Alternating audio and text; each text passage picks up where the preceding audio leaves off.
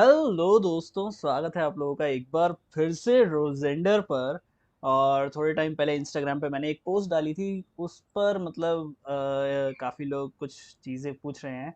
तो मैंने ये डाला था कि 3 साल हो गए हैं रोजेंडर टॉक्स को। और अब बारी आई है कि क्यों ना इसे कंक्लूड किया जाए। तो आज एक ऐसे इंटरव्यू के साथ जो कि मैं साल भर से करना चाह रहा था, और मतलब जो कि जिसके पीछे की कहानी बहुत ज़्यादा इंटरेस्टिंग है।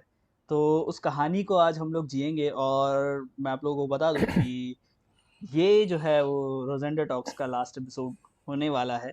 और बाकी जो जितने भी एपिसोड्स आप लोग देखने वाले हैं आगे चल के, अब रोजेंडर टॉक्स को हम लोग आगे चल के थोड़ा सा रोकेंगे, and then we will move on to the further things, and will do more of a science communication stuff.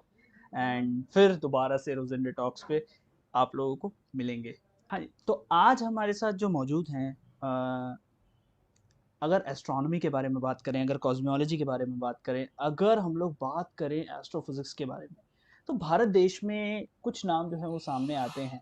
आप लोगों ने पहले भी एस्ट्रोनॉमर्स को इस पॉडकास्ट पर देखा है, और पहले भी आप लोगों ने एस्ट्रोफिजिक्स और कॉस्मियोलॉजी से जुड़े लोगों को देखा है। बट आज हमारे साथ मौजूद हैं वो जिनको मैं मतलब 1 साल से भाई वेट कर रहा था, और सर भी वेट कर रहे थे। ऐसा नहीं है कि सिर्फ मैं वेट कर रहा था, सर भी वेट कर रहे थे कि कब हम लोग मतलब ऐसे बैठे और आराम से बैठ के ऐसे पॉडकास्ट कर पाए। तो आप लोगों को ज़्यादा इंतज़ार ना करवाते हुए, चलिए मैं इंट्रोड्यूस करता हूँ doctor Pankaj S Joshi sir का। तो जोशी सर, आपको बहुत बहुत स्वागत है रोजेंडर टॉक्स पर। और कैसे हैं आप? Thank you, Shiva, and it is wonderful meeting. As you said, we have been planning to do this for a long time, almost an year. तो इतने समय से हम आज मिले हैं, तो बहुत खुशी है, और हम ये बात कर सकेंगे आज, तो बहुत ही इंटरेस्टिंग होगी, मुझे खुद ही ऐसा लगता है। जी जी जी जी जी सर। और इसकी भी कहानी एक बहुत इंटरेस्टिंग है कि हम लोग इतने समय से जो है वो प्लान कर रहे हैं। तो पार्ट 1 से शुरुआत करते हैं हम लोग। पार्ट 1, जैसा कि आप लोग जानते हैं कि रिसर्च के बारे में हम लोग बात करते हैं। तो सर, आपका रिसर्च जो है वो कॉस्मियोलॉजी में, ग्रेविटेशनल थ्योरी में, ब्लैक होल फिजिक्स में, इस तरह की चीज़ों में ज़्यादा रहा है, जो मतलब कि स्टूडेंट्स को ये नाम ही फैंटेसाइज कर देते हैं, मतलब बहुत ज़्यादा एक्साइट करते हैं। बहुत सारे लोग जब हम इन सब चीज़ों के बारे में सुनते हैं तो काफ़ी ज़्यादा एक्साइटेड हो जाते हैं। तो अपने रिसर्च के बारे में, इन सब चीज़ों में जो रिसर्च है, उन टॉपिक्स के बारे में हमें थोड़ा बताइए। एक्चुअली ऐसा है शिवा कि आपने मुझे बोला रिसर्च के बारे में।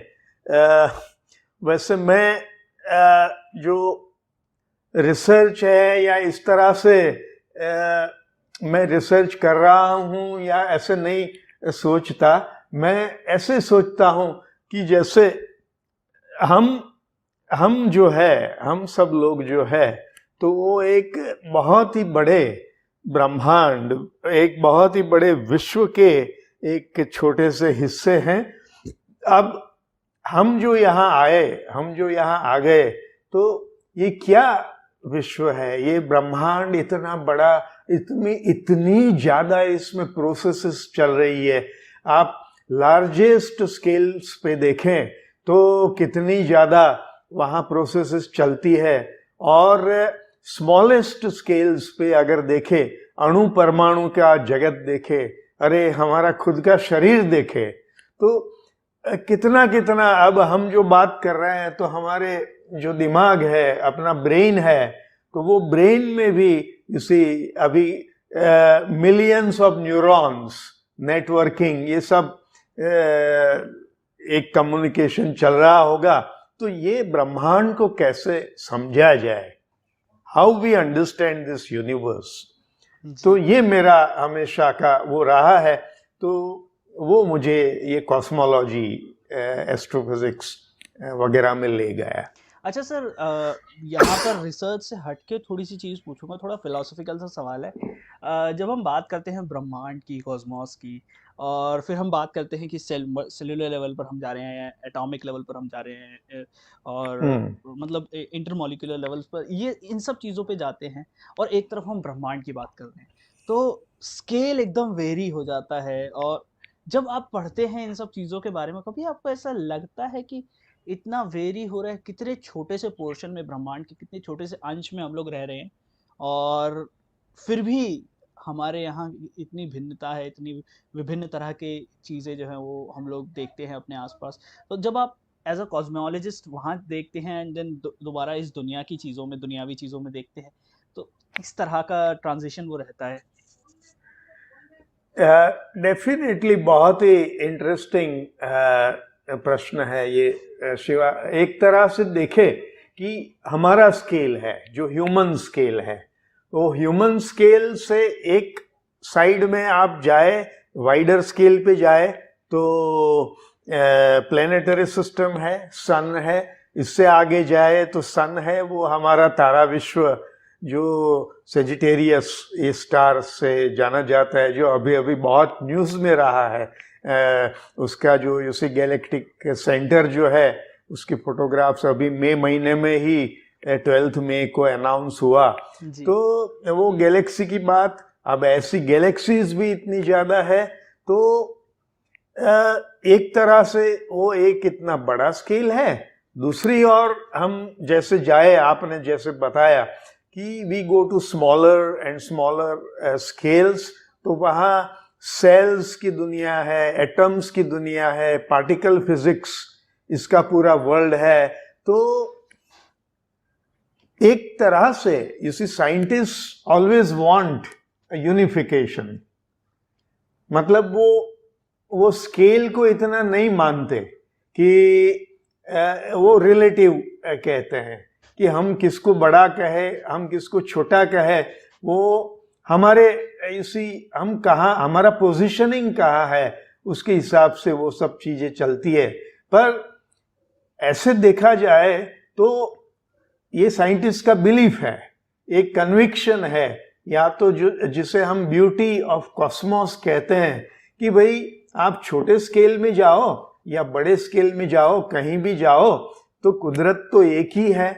कोई कुदरत के तो विभाग है नहीं, विभाग तो हमने बनाए हैं। हमको ये बड़ा लगता है, हमको ये छोटा लगता है। तो जो रूल्स होंगे, जो लॉज, फंडामेंटल लॉज होंगे, वो तो सिमिलर एंड सेम होने चाहिए। तो ये लॉज, इनका जो सर्च है, वो फिर वो एक मिशन बन जाता है। वो फिर फिजिसिस्ट हो, केमिस्ट हो कि बायोलॉजिस्ट हो। अभी अभी मैंने एक बहुत इंटरेस्टिंग आर्टिकल कहीं पे पढ़ा था कि गैलेक्सीज और उनके बीच में जो वॉइड है और उनका जो नेटवर्किंग होता है, वो जो गैलेक्सीज के बीच में जो है, और उन्होंने हमारे जो ब्रेन है, हमारा दिमाग जो है, उसकी अंदर जो न्यूरॉन्स और उसकी जो नेटवर्किंग है, उसके साथ कंपेयर किया था। अब you see, it is for fun, I would से।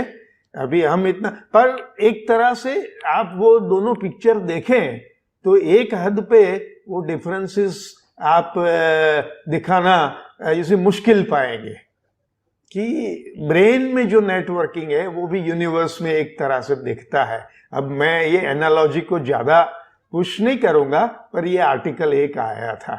तो yes, it is very interesting कि the scales are there, and at the end of the day of course we want the basic laws, whether cells की बात हो, particle physics की बात हो, या तो फिर कॉस्मोस की बात हो।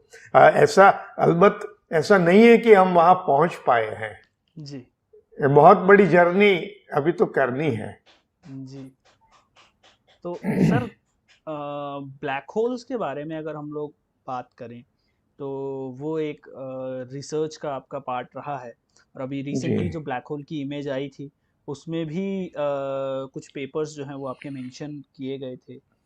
उसके बारे में भी अभी थोड़ी देर में बात करेंगे, और जानने जानने की कोशिश करेंगे कि उन पेपर्स में जो है वो किस तरह की इंफॉर्मेशन थी। जिसको ब्लैक होल की इमेज जो है वो पब्लिश होने में उसका इस्तेमाल किया गया। जी ब्लैक होल सर ऐसी क्या चीज़ है कि हम लोगों ने कई बार सुना है कि ब्लैक होल्स कई बार ऐसे बनते हैं कि अ, अ, लोग कहते हैं कि जब यूनिवर्स शुरू हुआ था तब कुछ ब्लैक होल्स बने थे, कुछ ब्लैक होल सुपरनोवा से बनते हैं, कुछ तो इस तरह की चीज़ें हैं। तो ब्लैक होल एग्जैक्टली है क्या? और पिछली बार जब क्षितिज पांडे से मेरी बात हुई थी, आपके ही एक जो है वो विद्यार्थी हैं, आपके ही मतलब शागिर्द हैं वो आपके जी ही जी स्टूडेंट है। तो बिल्कुल। उनसे बात हुई थी तो उन्होंने ब्लैक होल और नेकेड सिंगुलैरिटी की बात जो है वो करी थी। सो हम्म। उसके बारे में भी हम जानना चाहेंगे कि ये दोनों के बीच में फ़र्क क्या है? जी सबसे पहले तो ब्लैक होल की बात, क्योंकि बहुत ही फैसिनेटिंग सब्जेक्ट है। वास्तव में सबसे पहले मैं आपको बताऊं शिवा, तो 1939 में Oppenheimer, Robert Oppenheimer and Herbert Schneider, ये दो साइंटिस्टों ने एक पेपर लिखा था। वो पेपर ऐसा था, वो रिसर्च ऐसा था कि भाई कोई एक बड़ा तारक है, स्टार है। अब क्या है, हम सब जानते हैं कि तारे जो है वो कैसे उसी गर्मी और प्रकाश दे रहे हैं। तो आप जैसे जानते हैं कि पूरा हाइड्रोजन, जैसे सन जो है, तो आप बैठे हैं, मैं बैठा हूं, तो वो कोई ऐसी सॉलिड जगह नहीं है। सन इज सच ए प्लेस कि it's a very huge ball of hydrogen. अब वहां जो प्रोसेस होती है वो एक बड़ी नॉवेल प्रोसेस है। नॉवेल इसलिए कि हम उसे जानते नहीं है ठीक से। तो वो जो प्रोसेस है वो फ्यूजन की प्रोसेस है। उसमें जो हाइड्रोजन के जो परमाणु होते हैं वो मिलते हैं, फ्यूज होते हैं, हाइड्रोजन टू हीलियम। फिर हीलियम से आगे जाके फ्यूजन होता है। ऐसे ऐसे हैवियर एंड हैवियर एलिमेंट्स बनते जाते हैं। हम पृथ्वी पर जो करते हैं वो प्रोसेस है, वो फिशन की प्रोसेस है। वो फिशन जो है वो तोड़ने का काम है, वेरेस जो फ्यूजन है वो जोड़ने का काम है। तो ये जो प्रोसेस है, इसका जो सीक्रेट है वो हम आज भी नहीं जानते कि फ्यूजन एक्चुअली कैसे हो सकता है। Can we replicate, can we repeat it on earth? खैर, बात यह है कि हाइड्रोजन के परमाणु मिलेंगे, उनका फ्यूजन होगा हीलियम में, तो उसमें एनर्जी रिलीज होती है। एनर्जी रिलीज जो होती है वही हमारे पास गर्मी और प्रकाश के रूप में पहुंचती है। पर वो हाइड्रोजन का हीलियम बना, हीलियम से आगे गया कार्बन बने, पर इन द एंड ये होता है कि जब आयरन बनता है तो उससे आगे ये प्रोसेस नहीं जा सकती है, जो न्यूक्लियर फिजिक्स के लॉज है उसके मुताबिक। तब जाके वो जो तारा है वो ठंडा होते जाता है, उसका टेम्परेचर जो है वो रिड्यूस होता जाता है। और तब ऐसे स्टार्स का क्या होगा? What is the final fate of such a star? तो अगर सूर्य जैसा तारा है तो history you see goes back all the way to Chandrasekhar and Eddington, Arthur Eddington, Subrahmanyan Chandrasekhar, कि चंद्रशेखर ने वो लिमिट दिया कि अगर 1.4 सोलर मास तक का तारा है तो उसका इट विल कॉन्ट्रैक्ट, उसके आउटर लेयर्स ब्लास्ट हो जाएंगे और वो व्हाइट ड्वार्फ बन जाएगा, जिसे श्वेत वामन हम कहते हैं। पर वो तभी बनेगा जब उसकी मास लिमिट है वो 1.4 सोलर मासेस तक की हो। अब उससे ज्यादा अगर मास है तारे का, से 7 सोलर मासेस, 8 सोलर मासेस वगैरह, तो वो कभी व्हाइट ड्वार्फ नहीं बन सकता। वो बनता है न्यूट्रॉन स्टार। न्यूट्रॉन स्टार जो है वो प्योर न्यूट्रॉन मैटर है। उसका एक चम्मच अगर आप द्रव्य ले ले तो उसका जो वजन है वो सैकड़ों टन हो जाएगा। तो इतना प्योर डेंस न्यूट्रॉन मैटर है ये। और सुपरनोवा ब्लास्ट जो होता है वो ऐसे बड़े तारों का होता है, 7-8 सोलर मासेस, कि उसके आउटर लेयर्स है वो एक शॉक वेव में दूर चले जाते हैं और अंदर बच जाता है ये न्यूट्रॉन स्टार।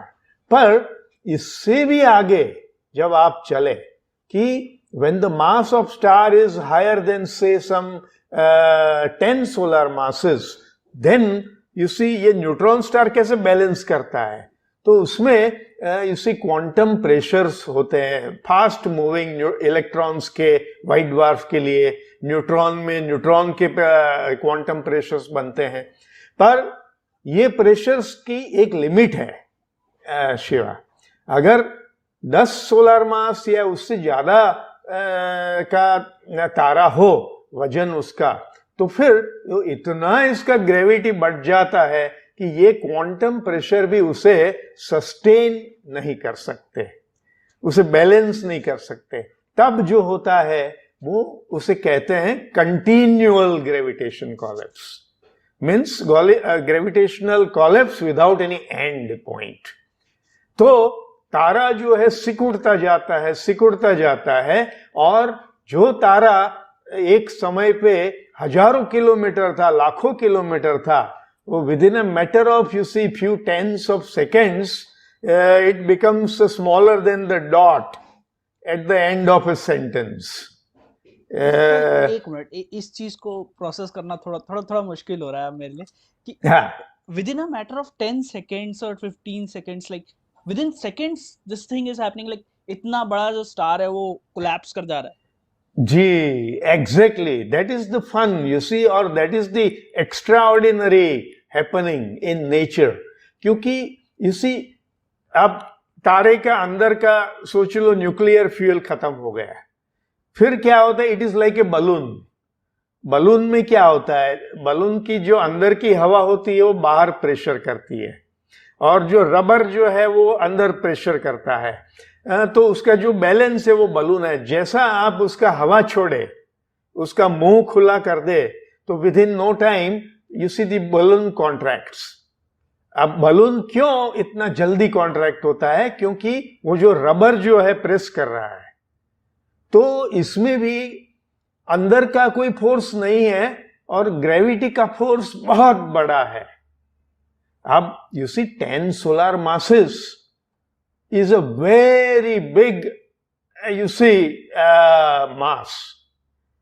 देखिए आप अगर एक 10 माल के टावर पे चढ़ जाए, 20 माल के 20 स्टोरी, अब वहां से अगर आप एक you see पिन को छोड़ दे, सेफ्टी पिन को छोड़ दे ऊपर से, तो क्या होगा कि ऊपर से वो नीचे तो गिरेगी पर एयर का फ्रिक्शन होगा, ये है वो है, तो उसका जो नीचे इंपैक्ट आएगा वो इतना बड़ा नहीं होगा। अच्छा, अब उसके बदले आप अपने जो फ्लैट में कोई अलमारी है वो सीधी उठा के उसको विंडो में से नीचे जाने दे, तो उसका इंपैक्ट जो है वो कितना बड़ा होगा, बहुत बड़ा इंपैक्ट हो जाएगा ना वो जब तक नीचे गिरेगी। तो अब उसकी कंपैरिजन से भी आगे अगर आप एक ट्रक को डालें, मान लो, या कोई क्रेन टूट गया, ऊपर कंस्ट्रक्शन चल रहा है, तो उसका इंपैक्ट इससे भी बड़ा आएगा। अभी यहां क्या होता है कि लाखों करोड़ों टन ऑफ मैटर वो लाखों किलोमीटर से, क्योंकि मैंने बताया ना कि स्टार का जो साइज है वो लैक्स ऑफ किलोमीटर्स है, तो लाखों किलोमीटर से वो जो है लाखों करोड़ों टन मैटर वो गिर रहा है अंडर द ग्रेविटी।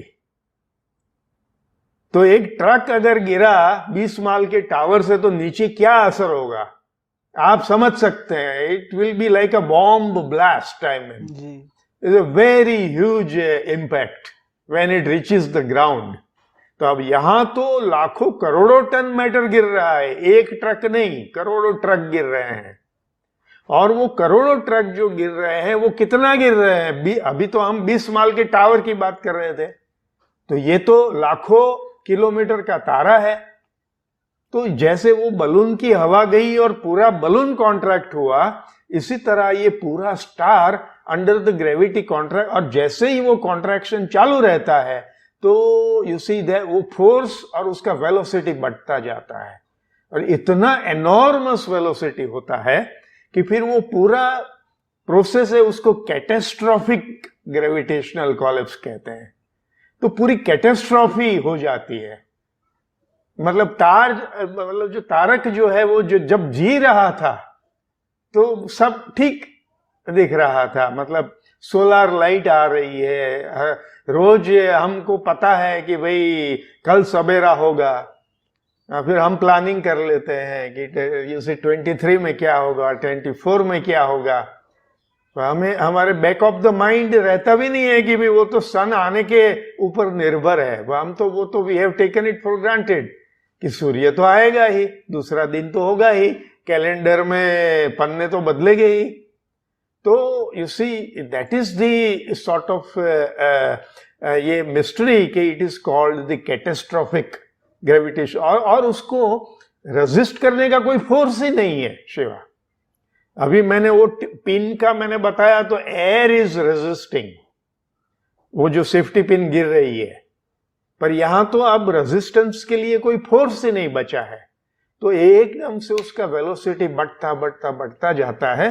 तो that is called the catastrophic gravitational collapse. तो पूरे ब्लैक होल फिजिक्स का ये फाउंडेशन है। जब ऐसा इसी कैटेस्ट्रॉफिक ग्रेविटेशनल होता है तो क्या होगा, ये इतना बड़ा प्रश्न है फिजिक्स में, एस्ट्रोफिजिक्स में, कि that is why Chandrasekhar you see spent rest of his life after he wrote that book on black hole physics, जो ऑक्सफोर्ड का मोनोग्राफ है, जिसमें मेरा भी मोनोग्राफ उसी सीरीज में ऑक्सफोर्ड यूनिवर्सिटी प्रेस ने, you see the international series of monographs on physics. तो इसलिए ये जो ब्लैक होल है वो बड़ा फैसिनेटिंग ऑब्जेक्ट बन जाता है। आपने पूछा ना कि ये ब्लैक होल क्या है जी। अब तुम्हारा जो सवाल है मैं थोड़ा और बता दूं। जी जी। उसमें आपने ब्लैक होल और नेकेड सिंगुलैरिटी का भी जिक्र किया। जी। तो मैंने बताया कि यू सी ये 1939 में ओपनहाइमर और श्नाइडर का पेपर आया था। तो उन्होंने ऐसा स्टार का थियरी लगा के स्टडी किया। अब वो थियरी लगती है, कौन सी लगती है? Einstein's theory of relativity. That is the theory which is working. ये जो ब्लैक होल है वो अब इसका क्या होगा, मतलब ऐसे तारे का कैटेस्ट्रॉफिक कॉलेप्स, तो वो आइंस्टाइन की थियरी को यूज करके ओपनहाइमर और श्नाइडर ने ये अपना पेपर लिखा था, और उसमें ऐसा आया कि कैटेस्ट्रॉफिक होके, कॉलेप्स होके, फिर एक स्पेस टाइम सिंगुलैरिटी बनेगा। जो ये तारा मैं बता रहा था ना कि it becomes like a dot, जो लाखों किलोमीटर का तारा था, under the force of gravity, मतलब वो कॉम्प्रेशन, नेचर का ऐसा कोई फोर्स नहीं है जो उसको स्टॉप कर सकेगा इस कॉलेप्स को, क्योंकि सब न्यूट्रॉन स्टार के लेवल पे सब खत्म हो जाता है, as much as we know, as of today whatever we know. तो ये खत्म हो जाएगा।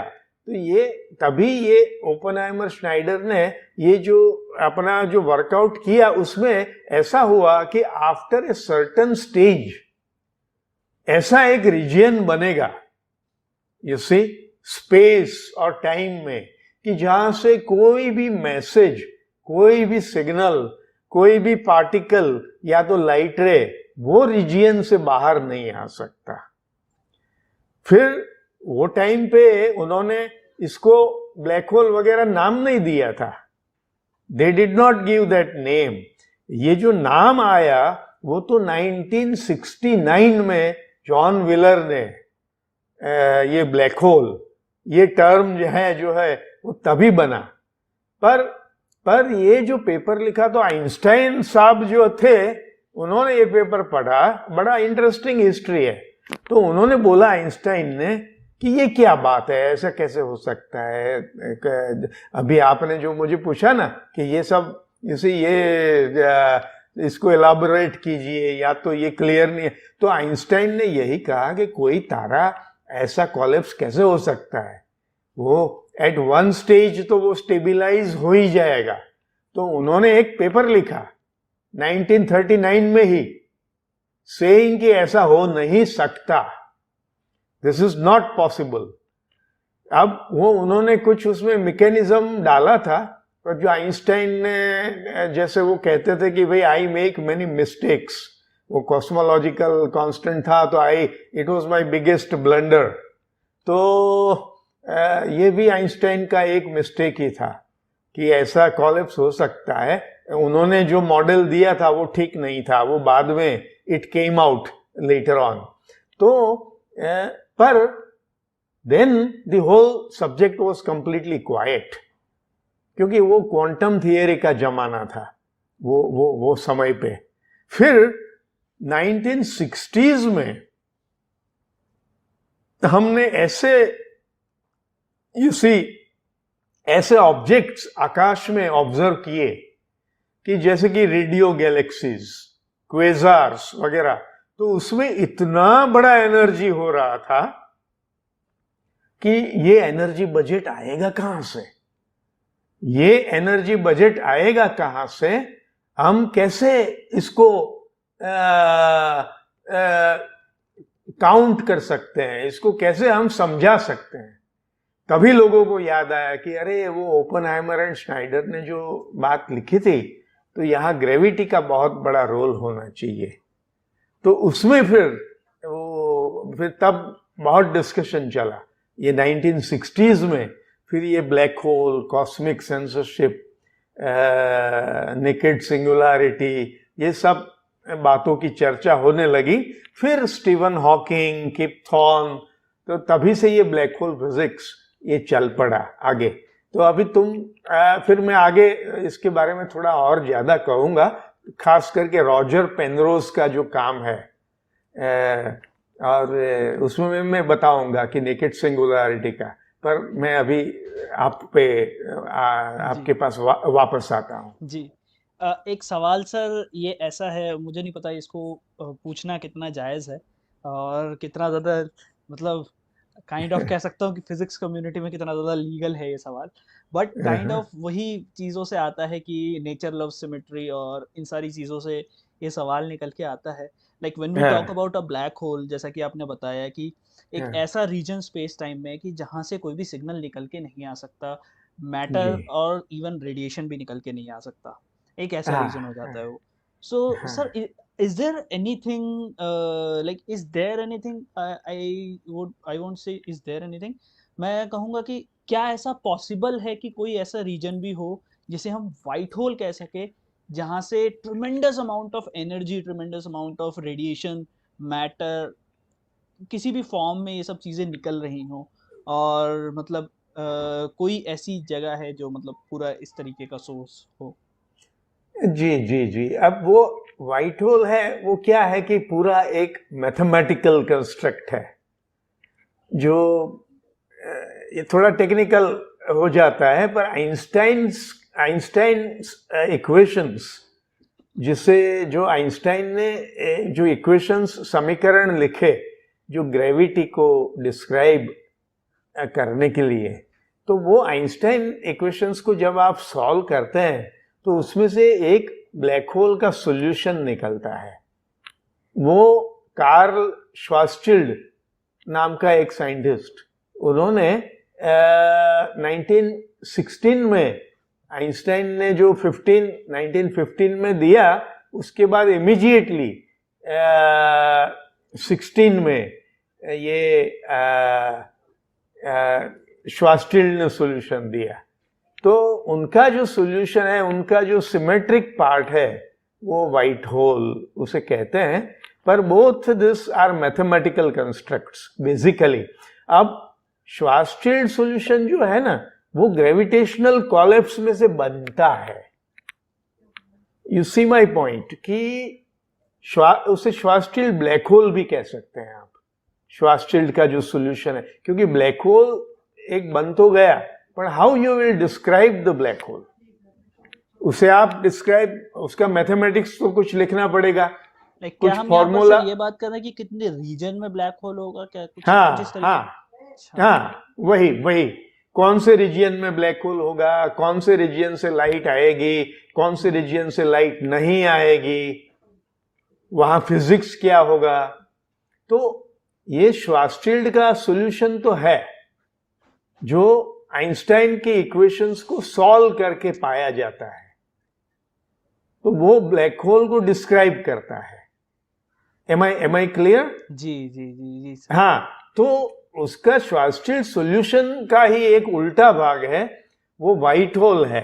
अब जो ओपेनहाइमर, अब देखिए मैथमेटिक्स की तो बहुत रचनाएं होती है, पर नेचर में वो बनेगी कि नहीं बनेगी। There are, you see, mathematicians always, you see, invent so many different spaces, topology है और मैट्रिक स्पेसेस है, बनाक स्पेसेस है, हिल्बर्ट स्पेसेस है, पर नेचर में वो कहाँ अप्लाई होंगे, वो हमेशा सवाल रहता है। तो ऐसी हजारों लाखों मैथमेटिकल कंस्ट्रक्ट्स है जिसे हमें नेचर का डायरेक्ट वो कनेक्शन नहीं पाया है अभी हमने। हो सकता है कोई दिन कोई चीज मिल जाएगी। बात ये है कि ये श्वार्ज़शील्ड का जो सॉल्यूशन है वो ग्रेविटेशनल कोलैप्स से बनता है। ये जो दो चीजें हैं, एक तो फिजिकल प्रोसेस है कि तारा जो है उसका ग्रेविटेशनल कोलैप्स हो गया। अब ग्रेविटेशनल कोलैप्स हो गया तो वो ओपेनहाइमर और श्नाइडर के जो उन्होंने जो काम किया उनके मैथमेटिक्स से हमको ये पता चला कि भाई तारा का ये होगा। ये किस तरह की बात है कि यहां से ये रॉकेट निकला तो वो रॉकेट कहां जाएगा, मून पे जाएगा। तो कैसे हमने बनाया, वो थियरी बनाई पूरी, उसके सिमुलेशन किया कि यहां हम इतनी वेलोसिटी से हम इसको छोड़ेंगे, ये डायरेक्शन देंगे तो फिर वो मून पे पहुंचेगा। इसी तरह ये स्टार का कोलैप्स हो रहा है तो कैसे वो कोलैप्स होगा, क्या होगा, ये सब कैलकुलेशन आइंस्टाइन इक्वेशन से किए गए और उसमें से जो फाइनल आउटकम है वो श्वार्ज़शील्ड ब्लैक होल है। तो मैं क्या कह सकता हूं कि एक फिजिकल प्रोसेस में से ये ब्लैक होल बना। तो व्हाइट होल के लिए हमें ऐसी कोई फिजिकल प्रोसेस मालूम नहीं है, तो एक वो थियोरेटिकल कंस्ट्रक्ट है जी एक तरह से। जी जी जी सर। हाँ हाँ अच्छा, सिंगुलैरिटी के बारे में अभी हम लोगों ने बात करी है, तो सर एक्चुअल में सिंगुलैरिटी के बारे में हम लोग बात तो बहुत करते हैं और ये भी कहते हैं कि जब यूनिवर्स स्टार्ट हुआ था तो बिग बैंग थ्योरी के तहत सिंगुलैरिटी थी एक पहले, एंड देन उसके बाद जो है वो बिग बैंग हुआ, एंड देन उसके बाद सारी चीज़ें जो है वो बनना शुरू हुई। सो ये एक कॉमन सा नोशन है, कॉमन सी चीज़ें हैं जो मतलब हर जगह डॉक्यूमेंट्रीज वगैरह में हमें सुनने को मिलती हैं। तो सिंगुलैरिटी को हम किस तरह से अगर समझना चाहें तो किस तरह से उस चीज़ को समझ सकते हैं, एंड देन दोबारा से पेनरोज सर का और आपका काम जो है इन चीज़ों पर क्या था उसके बारे में जानना हाँ चाहेंगे। हाँ, बहुत ही इंटरेस्टिंग पॉइंट है। तो अभी मैंने जो स्टार की बात की तो उसी से मैं कंटिन्यू करूंगा। जब ऐसा ग्रेविटेशनल कोलैप्स होता है कोई भी मैसिव स्टार का, तो क्या होता है। अब कैटास्ट्रोफिक ग्रेविटेशनल कोलैप्स का हमने बात किया था, ओपेनहाइमर एंड श्नाइडर का हमने बात किया। तो ओपेनहाइमर और श्नाइडर का जो काम है ना उसमें बहुत ही स्पेशल एजम्पशंस थे कि उन्होंने मान लिया था कि तारा जो है वो बिल्कुल होमोजीनियस है। होमोजीनियस माने उसकी डेंसिटी, मतलब कहीं भी जाओ सेंटर पे या सेंटर के बाहर कहीं भी जाओ डेंसिटी इज द सेम। तो उसको होमोजीनियस डेंसिटी मान लिया था। फिर वो रोटेट नहीं कर रहा है ऐसे मान लिया था, तारे के अंदर प्रेशर बिल्कुल नहीं है वो भी मान लिया था। तो बहुत ही सिंप्लीफाइंग एजम्पशंस डाले थे। और क्यों डाले थे? क्योंकि आइंस्टाइन इक्वेशंस बहुत कॉम्प्लिकेटेड है, तो ऐसा ऐसा सब एजम्पशन करके तो फिर सिंपल हो जाता है कैलकुलेशन का काम। तो ये तो उन्होंने किया ये सब काम, पर जो रियल स्टार है, जो जिसका इसी न्यूक्लियर फ्यूल खत्म हुआ, तो वो उसका क्या होगा, वो तारे का फाइनल फेट क्या है ग्रेविटेशनल कोलैप्स के बाद। तो रॉजर पेनरोज ने शिवा ये बात बताई, मतलब उन्होंने जो ये प्रूव किया वो ये प्रूव किया कि अगर जनरल थियरी ऑफ रिलेटिविटी का आप यूज करें तो ऐसा जो तारा है उसका ग्रेविटेशनल कोलैप्स जब होगा वो ऐसे सिकुड़ेगा पॉइंट उसमें, तो जनरल थियरी ऑफ रिलेटिविटी ऐसा प्रेडिक्शन देता है कि उसमें से स्पेस टाइम सिंगुलैरिटी बनेगा। This was the main work that Roger Penrose had done, जिसके लिए उन्हें 2-2.5 साल के पहले, या तो शायद इसी क्लोज टू 3 years, उनको नोबेल प्राइज मिला।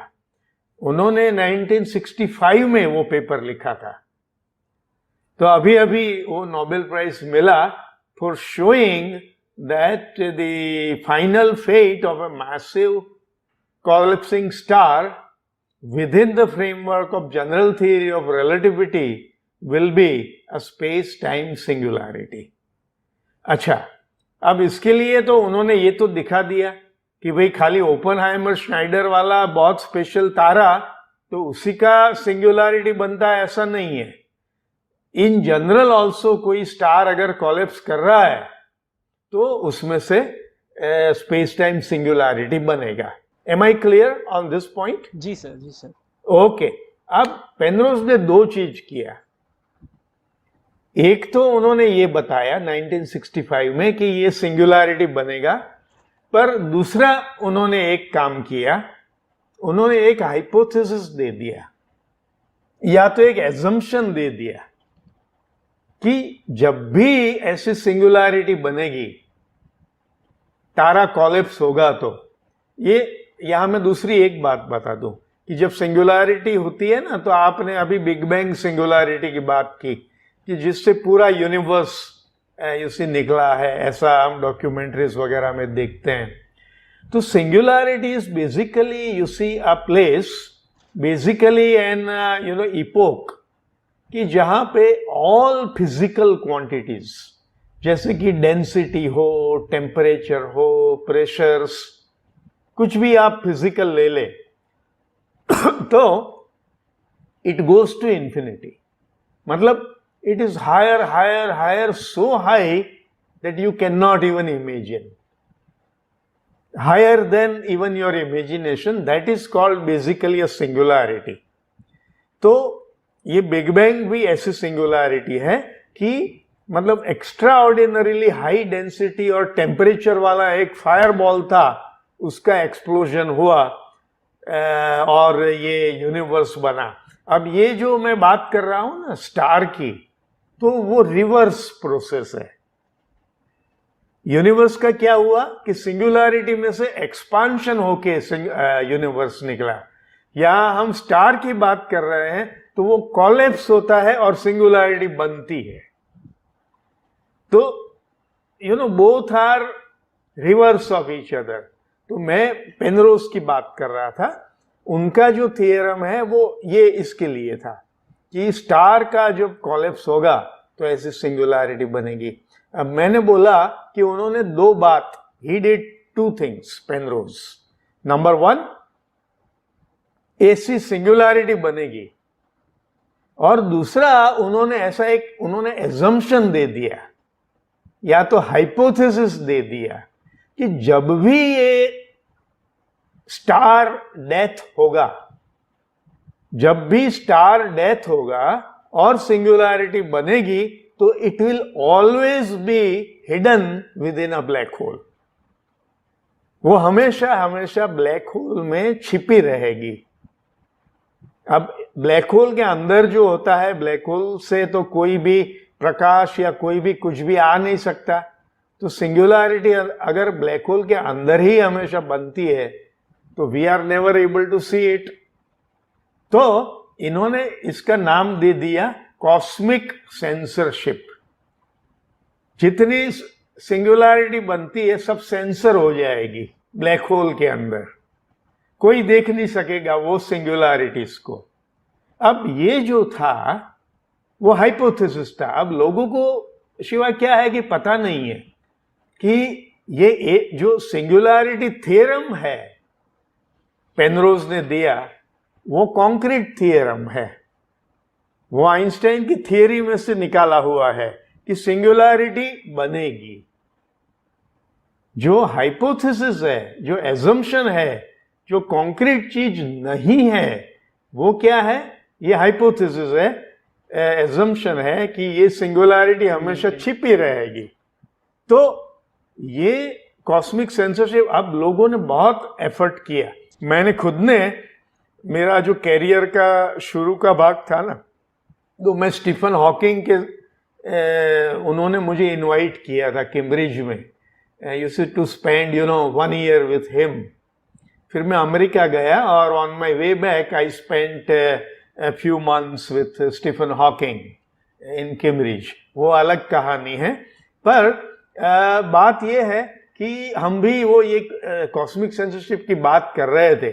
अब लोगों ने मान लिया कि ये तो रॉजर पेनरोज ने बताया है कि ये तो सिंगुलैरिटी तो हमेशा ब्लैक होल के अंदर ही रहेगी। तो वन फाइन मॉर्निंग इतना बड़ा मैथमेटिशियन है, प्रूफ दे देगा हमको। हम जब जागेंगे तो आ जाएंगे समाचार कि भाई रॉजर पेनरोज ने प्रूव कर दिया है। Now very interestingly, more than half a century उन्होंने ये जो सेंसरशिप का हाइपोथेसिस दिया 1969 में दिया, तो तब तक आज तक इसका कोई प्रूफ तो नहीं है। और मैं जो बता रहा था, मैंने भी ट्राई किया कि इसका एक प्रूफ कर दे, पर हम जो रिसर्च करते गए तो उसमें से तो ये बाहर निकला कि आइंस्टाइन की थियरी में ऐसे ऐसे मॉडल्स है एक्चुअली कि जिसमें सिंगुलैरिटी हिडन नहीं है, इवेंट होराइजन के अंदर नहीं है नेसेसरीली। तो ये जो मॉडल्स बने तो वो सिंगुलैरिटी जो है इट विल बी विजिबल।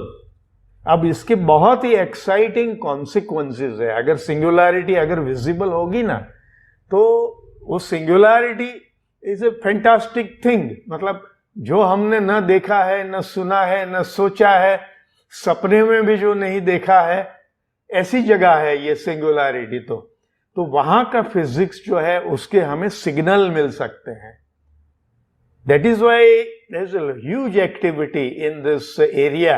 ये जो हमारे जो पेपर्स है नेकेड सिंगुलैरिटी के, वो बहुत ही आजकल साइट हो रहे हैं। यहाँ तक कि अभी मेरा जो नाम है वो जो स्टैनफोर्ड के जो वर्ल्ड के टॉप 2% हाईली साइटेड पेपर्स, तो वो साइंटिस्ट का लिस्ट उसमें भी नाम आ गया। नहीं तो ये तो फंडामेंटल फिजिक्स है।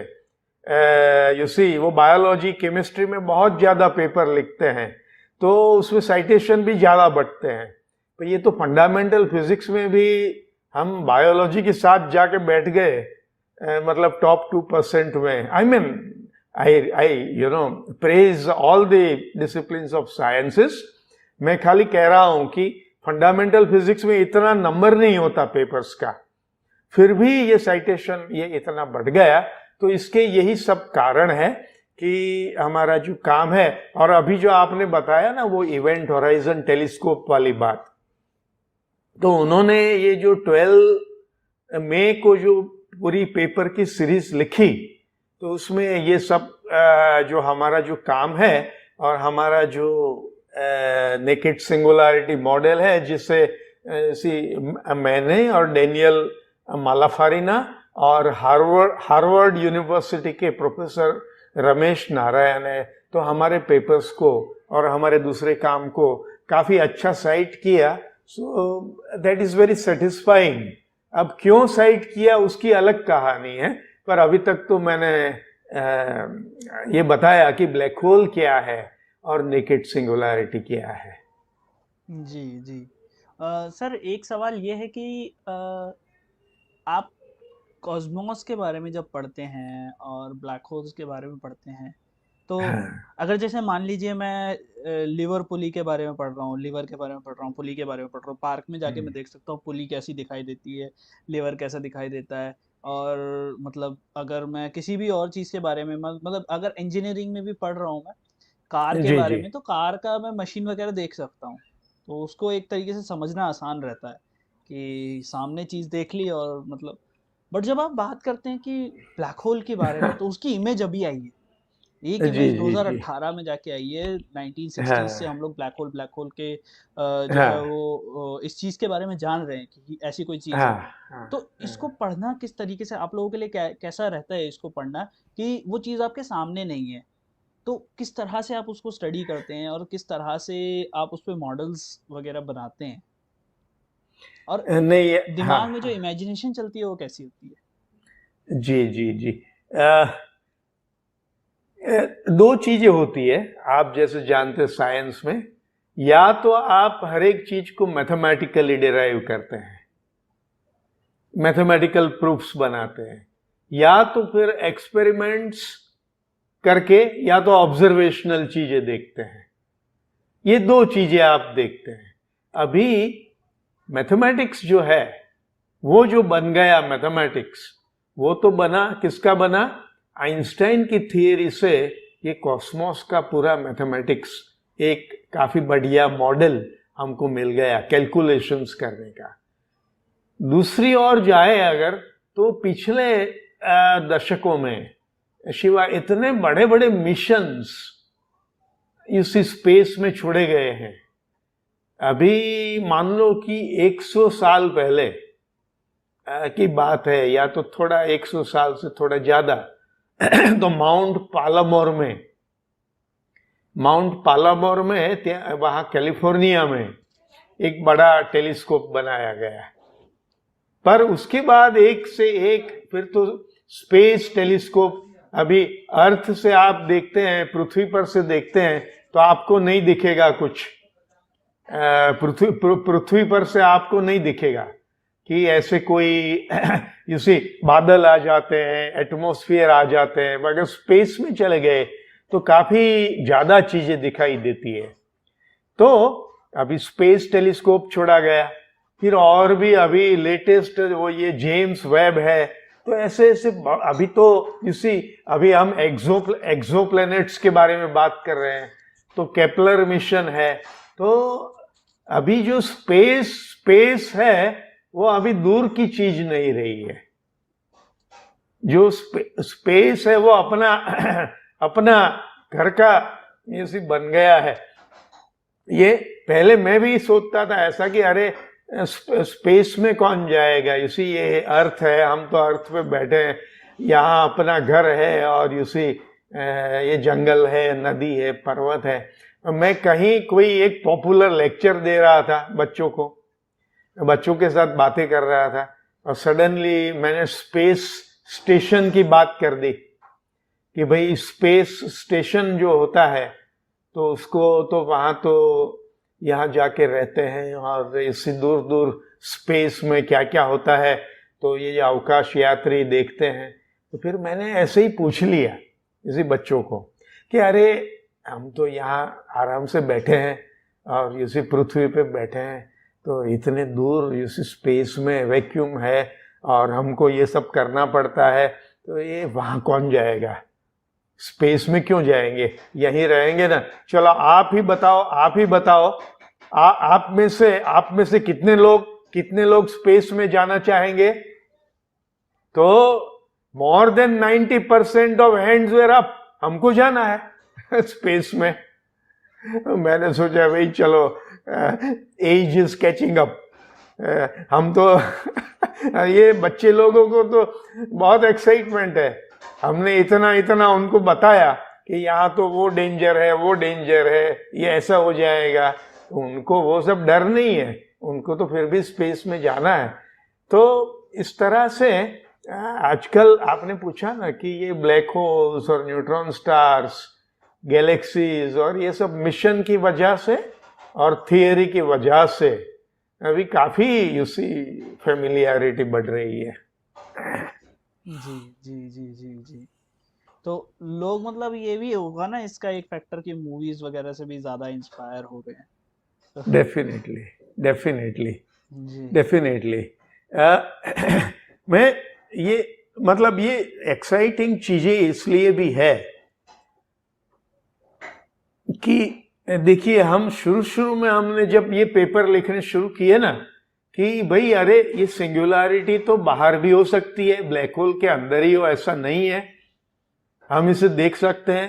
तो मैं तो इंडिया में ही था, बम्बई में ही था, बम्बई का Tata institute of fundamental research, where I was you see senior professor for a long time. तो फिर भी even though it was TIFR, फिर भी हमें लोग कहते थे कि अरे यू सी आप तो यू सी हॉकिंग के या रॉजर पेनरोज के वो जो कह रहे हैं उनसे जो अलग बात कर रहे हैं, यू सी, तो आप तो यू सी ये तो आपको तो तकलीफ हो जाएगी, मुश्किल हो जाएगी, और यू सी ऐसे नहीं करना है। हमको तो क्या करना है कि वो लोग जो करते हैं तो उसमें साथ साथ पेपर लिख दो, कैम्ब्रिज में जाके आओ, ऑक्सफोर्ड में जाके आओ, वहां 2-3 महीना रह के वापस आ जाओ, आपका प्रमोशन हो जाएगा कि ये तो साहब कैम्ब्रिज में जाके आए हैं। तो हमने बोला कि भाई हमको ऐसा करना होता तो हम साइंस में आते ही क्यों। यू सी, अगर हमको पैसे चाहिए तो सीधा पैसे के पीछे ही पड़ते, तो इतना दिमाग पैसे में लगाते तो बहुत पैसा ले लेते। अगर हमको पावर चाहिए तो सीधे पावर में जाते, तो इतना दिमाग लड़ाओ तो पावर भी मिल जाएगा। तो साइंस में आए हैं तो जो हमें दिखता है, जो रिजल्ट्स आते हैं, तो वो तो हम तो दुनिया के सामने तो रखेंगे ही। अब यहाँ भी डरने की बात की और ये करना है, ये नहीं करना है, ये सब करेंगे अगर साइंस में भी, तो फिर तो मजा ही क्या है, वो वेयर इज द फन। और हम अपना पब्लिश करते हैं in the top most places, अच्छे से अच्छे जर्नल्स में हम पब्लिश करते हैं अपने रिजल्ट्स। तो मेरा जो पेपर्स है मेरे और मेरे स्टूडेंट्स के, कोलैबोरेटर्स के, तो मैंने वो जो मोनोग्राफ लिखा, मैंने जो बताया था, तो इट वाज वेरी सेटिस्फाइंग कि ऑक्सफोर्ड यूनिवर्सिटी प्लेस्ड इट, ये जो मोनोग्राफ या किताब का जो नाम है वो global aspects in gravitation and cosmology. तो वो जो है वो प्री वर्ल्ड वॉर 1 सीरीज है उनका, OUP का, जिसमें यू सी जिसका एडिटोरियल बोर्ड है, इसमें भी नोबेल प्राइज विनर्स है। तो उसमें यू सी ये किताब रखा गया। अभी आज भी बहुत साइट होता है जिसमें हमने ये पूरी ग्रेविटेशनल कॉलेप्स और कॉस्मिक सेंसरशिप, नेकेड सिंगुलैरिटी, ये सब बातें बताई। उसके बाद 2007 में मैंने जो मोनोग्राफ लिखा तो वो gravitational collapse and space time singularities, तो वो फिर कैम्ब्रिज यूनिवर्सिटी ने पब्लिश किया। और in the mathematical physics monographs, जिसमें स्टीफन हॉकिंग का भी किताब है, ये सब के बेसिस पे मुझे साइंटिफिक अमेरिकन ने इनवाइट किया। You see, Scientific American is a very big magazine, as you know, Shiva. Like Time and Newsweek. तो Scientific American ने invitation दिया, तो the bonus was that कि it became their international cover story, which was translated in more than 20 languages, French and Japanese and Chinese and German. Hindi में नहीं है। हिंदी में you see we have not developed. यहाँ कितना काम करना बाकी है हमारे यहाँ। बच्चों को तो बहुत करना है, पर इसी ये आज़ाद भारत मतलब ये अभी 70 इयर्स ऑफ फ्रीडम या 75 इयर्स ऑफ फ्रीडम, तो फंडामेंटल फिजिक्स में ये पहला ऐसा कि जो साइंटिफिक अमेरिकन का कवर स्टोरी बना। तो ये सब वजह से lot of discussion on the whole thing, जी। ये सब चल रहा है। तो अभी ये रिसेंट की बात है सर, जो साइंटिफिक अमेरिका की कवर स्टोरी बनी थी, क्योंकि अभी शायद टाइम्स ग्रुप का भी एक आर्टिकल आया था आपके ऊपर, हाँ जी जी। जिसके बारे में अभी हम लोग बात करेंगे, क्योंकि उसी के हाँ हाँ मतलब उसके रेफरेंस से काफी कुछ हुआ था। लाइक आई वाज मैं जनता को बता दूं भाई, वो आर्टिकल मैंने पढ़ा सर के बारे में। आर्टिकल का टाइटल ओह था कि गुजराती साइंटिस्ट डिड हाँ did a path breaking work with Roger Penrose, and Roger Penrose sir was a big name at that time, जब मैंने वो आर्टिकल पढ़ा था, क्योंकि वो उस टाइम उनको नोबेल प्राइज हाँ मिला था। जी जी 2021 की जी। बात है ये। हाँ जी। और मैं ढूंढ रहा हूँ कि मेरे को यार ये साइंटिस्ट का इंटरव्यू करना है, मेरे को बहुत ज्यादा वो है। लास्ट में मुझे हाँ पता चला, लाइक फिर मैंने हार मान ली, मेरे को नहीं मिल रहा कांटेक्ट, कुछ नहीं मिल रहा। लास्ट में ओह मुझे जाके पता चला, मैं मेल लिख के बैठा हूँ सर को, और जब हमने कॉल पे बात करी तब मुझे पता चला कि हाँ सर है। अच्छा अच्छा। मैं मेल लिख के बैठा था। ओह रियली, अच्छा। हाँ हाँ हाँ हाँ। तो ये काफी अलग स्टोरी हुई थी। Very interesting. अच्छा अच्छा अच्छा। Right right right. नहीं वो ये काफी अच्छा डिस्कशन का माहौल ये बन गया, क्योंकि ये जो साइंटिफिक अमेरिकन का जो आर्टिकल है एक्चुअली वो कुछ साल पहले का है। वो इसी 2009 में ये कवर स्टोरी आया, और शायद मेरे पास अगर यहाँ कोई इश्यू है तो मैं आपको बताऊंगा, या तो मैं उसका वो भेज दूंगा आपको। तो फिर 2013 में उन्होंने फिर से ये उन्होंने एक वो select you see decadal issue बाहर बनाते हैं वो लोग। मतलब जो पिछला डिकेड है उसमें you see top frontier stories जिसे कहते हैं, तो वो फ्रंटियर स्टोरीज का तो उसमें स्टीफन हॉकिंग का आर्टिकल है, फिर हार्वर्ड के आर्टिकल्स है, फिर लार्ज हेड्रोन कोलाइडर का भी आर्टिकल है। तो वो सब आर्टिकल के साथ ये मेरा आर्टिकल भी रखा गया। तो it is one of the top frontier stories. But you are right कि वो कुछ 7-8 साल 8-10 साल के पे थोड़ी पुरानी बात है। तो ये सब डिस्कशन तो काफी टाइम से चलता रहता है, पर हमारे देश में क्या है कि ये it takes time some time you see कि लोगों तक पहुंचने में। जो विदेश जो है उसमें यू सी ये काफी एग्रेसिव होते हैं। अपने देश में कोई फ्रंटियर स्टोरी है ना, तो वो एकदम ही वो लोग आगे ले लेते हैं, बिकॉज दे नो। तो हमारे यहाँ माफ करना, पर वो क्या है कि मीडियोक्रिटी का थोड़ा माहौल बना रहता है। मतलब इतना जो अब आप देखिए, इतने 90 साल से नोबेल प्राइज या ऐसा कुछ नहीं आया है, मतलब सीवी रामन के बाद क्यों नहीं आया है यू सी। तो खैर वो अलग बातें हैं, एक साइंस और सोसाइटी के बारे की। पर हाँ, ये साइंटिफिक अमेरिकन थोड़ा बिफोर ए फ्यू इयर्स, पर आज भी अभी इंटरेस्टिंग चीज ये है शिवा कि ये साइंटिफिक अमेरिकन का आर्टिकल जो है वो स्कॉलरली यू सी आर्टिकल्स में साइट होने लगा है। नहीं तो नहीं होता है, क्योंकि वो तो बोलते हैं अरे ये बहुत बड़ा मैगजीन है, पर वो तो पॉपुलर मैगजीन है। तो वो आर्टिकल का डेप्थ इतना है और उसमें नई चीजें इतनी हैं कि it is being cited in scholarly article. Philosophy के आर्टिकल्स में ये ले लेते हैं। अभी तो वो जूलिया पुलित्जर नाम की शिकागो ट्रिब्यून की बहुत बड़ी वो कॉलमिस्ट है। तो वहां शिकागो के एक लॉयर ने एक नॉवेल लिखा और नॉवेल का नाम है नेकेड सिंगुलरिटी। तो वो जूलिया पुलित्जर कहती है कि नेकेड सिंगुलरिटी क्या है, फिर वो मेरा रेफरेंस देके वो समझाती है कि भाई यूसी साइंटिफिक अमेरिकन के आर्टिकल में जोशी सेज लाइक दिस कि this is what naked singularity is. तो ये लोग ऐसे पिकअप कर रहे हैं, कर लेते हैं। वहां के कोई मॉडल है बॉलीवुड का, एक एंजेला शेल्टन, तो she started writing mails to me कि भाई ये क्या है, ये स्टार का ब्लास्ट ऐसे कैसे होगा, and you see I am very interested. तो मैंने बोला कि भाई चलो, हम बम्बई में बैठे हैं तो यहाँ कोई अमिताभ बच्चन हमें कांटेक्ट नहीं करेंगे, भाई ये हॉलीवुड से आ रहा है कुछ। हॉलीवुड तो में लाइक लिटरली लोग इंटरेस्टेड थे कि इस चीज को समझना है हमको। हाँ, वेरी नाइस।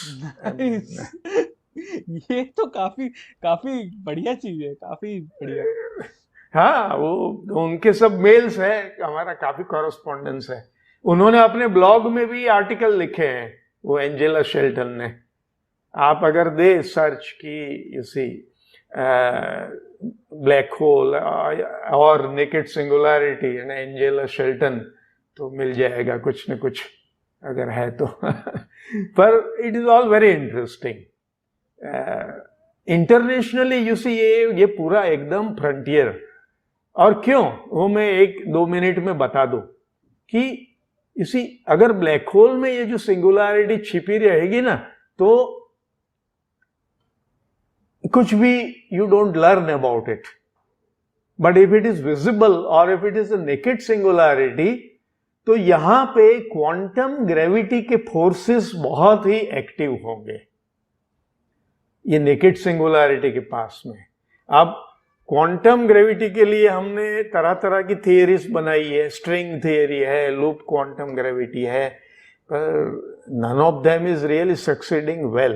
बट सर एक चीज यहाँ पर, अब क्वांटम ग्रेविटी को आपने पॉइंट आउट किया ही है, तो वो एक सवाल मैं ये पूछना चाहूंगा कि कहाँ से आती है क्वांटम ग्रेविटी? क्योंकि क्वांटम लेवल पर जब हम ग्रेविटी की बात करते हैं, तो gravity is like a force which is like जिसमें मास का बहुत ज़्यादा काम है, और क्वांटम लेवल पर मास बहुत छोटा होता है। तो क्वांटम ग्रेविटी को क्यों, पहली बात तो होती क्या है, देन दूसरी बात इतना तवज्जो हम क्यों देते हैं इसको, मतलब अगर ये इतना छोटा फोर्स है तो? नहीं, उसमें ये है कि 4 फंडामेंटल फोर्सेस आजकल माने जाते हैं, जैसे कि gravity and strong and weak you see nuclear forces और इलेक्ट्रोमैग्नेटिज्म। अब ये strong and weak nuclear forces और इलेक्ट्रोमैग्नेटिज्म, ये 3 का थियरी तो पार्टिकल फिजिक्स में बना है, ग्रैंड यूनिफाइड थियरी।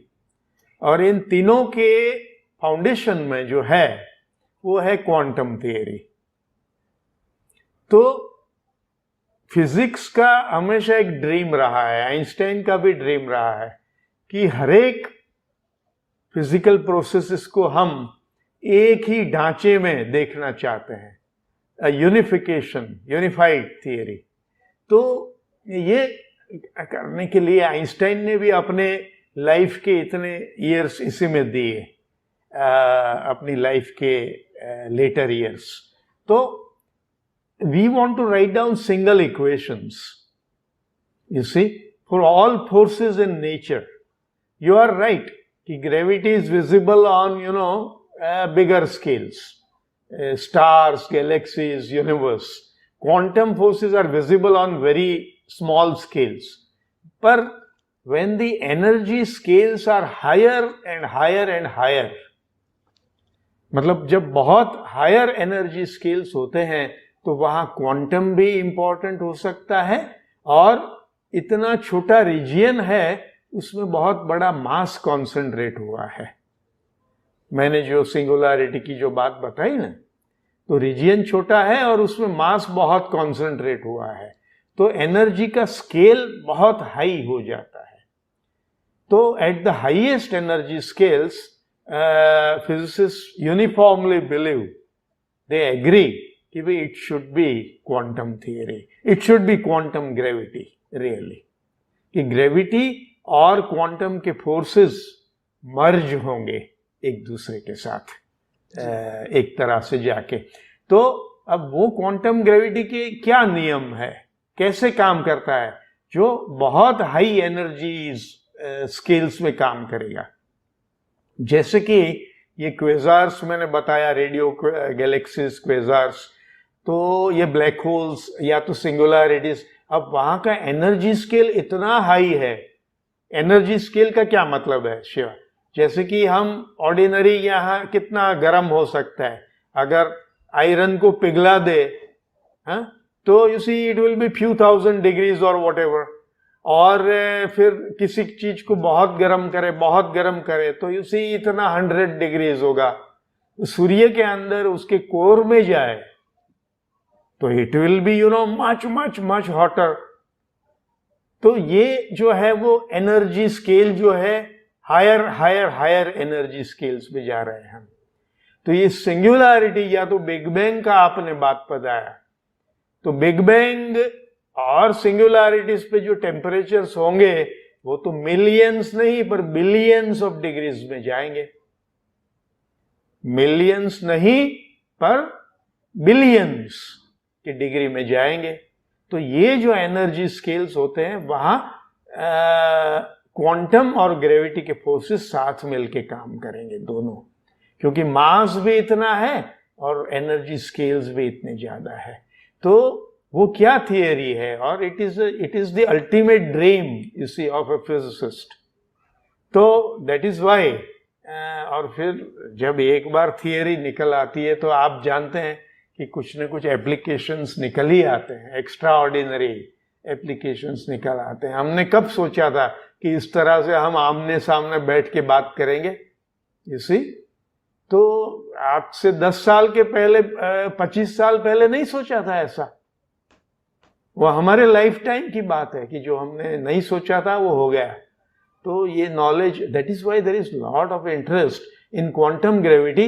अब अगर सिंगुलरिटी अगर विजिबल हो गई, I prefer the word visible singularity rather than naked singularity and censorship and तो लोग डर जाते हैं कि अरे मतलब ये क्या नेकेड सिंगुलरिटी और सेंसरशिप, ये सब बात बता रहे थे। मैं तो कोई वाले टर्म्स ना यूज करके थोड़ा साइंटिफिक टर्म यूज करें अगर हाँ, मुझे तो कोई कॉन्फ्रेंस में तो किसी ने ऐसा बोल दिया था कि आप सेंसरशिप और ऐसी बात करेंगे पुलिस को बुलाएंगे। तो मैंने बोला कि रॉजर पेनरोज को ये उसको क्रेडिट या ब्लेम जो भी है उसको दे दो भाई, हमको मत दो। हम तो बहुत छोटे लोग हैं, इसी अब रॉजर पेनरोज का, पर वो दूसरे भी लोग होते हैं कि भाई इसमें कौन सी बड़ी बात, ये we are doing science you see. तो कॉस्मिक सेंसरशिप, नेकेड सिंगुलरिटी, वो बिग बैंग का भी ऐसा ही हुआ था। वो बिग बैंग को डेरोगेटरी सेंस में फ्रेड हॉयल ने यूज किया था। ये क्या nonsense, it's a big bang, जैसे ऐसी बातें करते हैं साइंटिस्ट लोग, फिर वो ही पॉपुलर हो गया। तो ये नेकेड सिंगुलरिटी भी ऐसे बहुत पॉपुलर होता जाता चला है। ऐसी बातें हैं। जी, सवाल तो सर अभी बहुत सारे हैं इस पार्ट में, पर एक आखिरी सवाल इस पार्ट के लिए पूछूंगा। राय चौधरी इक्वेशन के बारे में सर हमें कुछ बताइए, और राय चौधरी सर के बारे में कुछ बताइए। आपके पीछे जो है वो उनकी तस्वीर हम लोग देख सकते हैं। हाँ, यू सी मेरे पीछे प्रोफेसर पीसी वैद्या, Prahlad Chunilal Vaidya and Amal Kumar Rai Chaudhuri, this two have been my gurus actually. PC Vaidya साहब जो अहमदाबाद में हुआ करते थे, वैद्या सॉल्यूशन आज दुनिया में जाना माना है। तो ये दोनों पे एक डॉक्यूमेंट्री भी बनी है, दोनों पे अलग अलग डॉक्यूमेंट्रीज बनी है। तो you see fantastic people, I mean इतना लिमिटेड उनके पास उनके पास जो यू सी फैसिलिटीज थी। राय चौधरी साहब ने मुझे बहुत एनकरेज किया है, ये उनके लेटर्स भी है मेरे पास पड़े हैं। You see we used to correspond, कि भाई ये मैं उनको लिखा, क्योंकि you see I was a young person, कि मैं उनको लिखता अरे मैं ये कॉस्मिक सेंसरशिप पे ये सॉल्यूशंस तो मिल रहे हैं तो उसमें तो सिंगुलैरिटी बाहर है। अब ऐसे मैं पेपर लिखता हूं तो साइंटिस्ट लोग इसी कहते हैं मुझे कि भाई ये हमारे इंडिया में कि भाई तुम्हारी तो चटनी हो जाएगी, यूसी तुम्हारा तो खीमा बन जाएगा, यूसी लोग तुम्हें यूसी तुम ऐसे कैसी बात कर रहे हो। तो यूसी ये तो ऐसी बात तो यूसी रॉजर पेनरोज ये तो राय चौधरी साहब ने मुझे लिखा कि भाई ये तो बहुत नेचुरल बात है तुम कर रहे हो, you see you are talking of the consequences of sciences. तो this are real great devoted to science, इतना ही कह सकते हैं हम, 100% डिवोटेड टू साइंस। मैं किसी का क्रिटिसिज्म करना नहीं चाहता, पर ये लोगों को यूसी एक गांधी का जो जमाना था ना, गांधीयन डेज, तो राय चौधरी भी हमेशा खादी पहनते थे जहां तक मैं जानता हूं, और पीसी वैद्य साहब भी ऐसे खादी ही पहनते थे। तो वो जमाने का उनका रंग था, पर वो पूरे डिवोटेड थे साइंस के लिए 100%।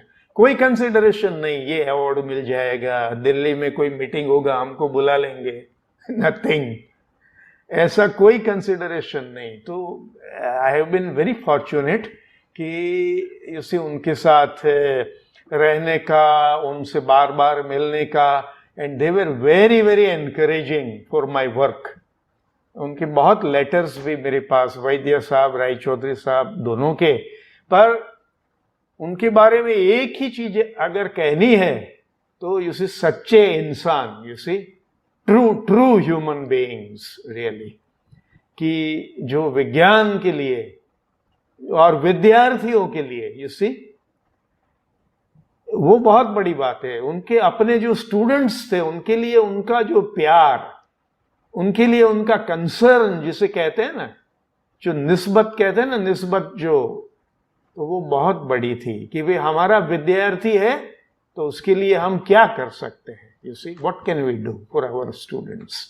तो they were true teachers, they were true educators, and beyond everything they were true scientist also. बहुत बड़े लोग। हाँ। इक्वेशन के बारे में सर हमें एक बार बताइए। राय चौधरी इक्वेशन जो है ना, वो बहुत बड़ी इंटरेस्टिंग चीज ये है कि रॉजर पेनरोज ने जब सिंगुलैरिटी थ्योरम अपना बनाया, जो मैं 65 की बात कर रहा हूं, तो वो सिंगुलैरिटी थ्योरम का प्रूफ उसका देने के लिए उन्होंने राय चौधरी इक्वेशन का यूज किया। राय चौधरी इक्वेशन क्या है कि जो मटेरियल पार्टिकल्स जब स्पेस टाइम में ट्रैवल करते हैं तो वो कैसे एक दूसरे के नजदीक आएंगे, कैसे, in what way they will cross each other. वहां आइंस्टाइन की थियरी में वो कैसा शेयरिंग होगा, कैसा एक्सपांशन होगा और कैसा रोटेशन होगा, ये तीन चीजें बनती है। यू सी जो पार्टिकल्स का जो पूरा क्लाउड जाता है तो वो ऐसे ऐसे ऐसे शेयर होता है, वो एक्सपांड होता है और साथ साथ में रोटेशन भी करता है। तो उसका जो नियम है वो देता है राय चौधरी इक्वेशन। तो ये उसका जो यूज जो है वो स्टीफन हॉकिंग, रॉजर पेनरोज, इन लोगों ने ये सिंगुलैरिटी थ्योरम में और ब्लैक होल फिजिक्स में काफी किया। और उनको जो श्रेय राय चौधरी को, जो राय चौधरी साहब, वैद्य साहब, जैसे इन लोगों को तो कोई वो एकेडमी क्या होता है, अवार्ड्स क्या होते हैं, इनका कोई लेना देना नहीं था। आज तो हमारे सब बच्चों को भी पता होता है, बच्चों को मतलब यूसी फैकल्टी तो कौन सी एकेडमी से, कौन से अवार्ड्स है, क्या है क्या नहीं है। तो वो it was the greatness of UC revered professor Jayant Narlikar साहब को वो ये बहुत ही कि भाई, तो उन्होंने फिर यूसी वैद्य राय चौधरी अवार्ड, फिर उनके नाम से लेक्चर, और वो इसे उन्होंने काफी हाईलाइट इन दो ये इनके इसी जो कंट्रीब्यूशंस जो है उनको काफी हाईलाइट किया शिवा। जी जी जी जी। नार्लिकर सर हाँ को भी मैं लाना चाहता था अपने पॉडकास्ट पर, बट अभी रिसेंटली हाँ मुझे कुछ चीज़ें पता लगी हैं जिसके कारण अब चीज़ें शायद मुझे थोड़ी इम्पॉसिबल लगती है, क्योंकि उनकी हाँ तबीयत हाँ, बहुत ठीक नहीं है। ज़्यादा ख़राब है, मतलब बहुत ज़्यादा ख़राब इन द सेंस कि वो पॉडकास्ट नहीं कर सकते हैं, इंटरव्यू नहीं हाँ कर सकते वो हैं। हाँ तो जी वो एक जी चीज़ जी। मेरे को हमेशा दिल में चुभती है कि सही हाँ टाइम पर अगर आप किसी के पास ना पहुंच पाओ तो तो मुझे मुझे मुझे इंडिया में लाने वाले जयंत नार्लिकर साहब थे, अमेरिका से। In fact he has been another guru of mine, you see, जिन्होंने मुझे बहुत ही एनकरेजमेंट थ्रू आउट दिया है। क्योंकि वो जमाने में मैंने स्टीफन हॉकिंग और रॉजर पेनरोज का किताब मैंने मंगवाया था 73 75 as soon as it was published.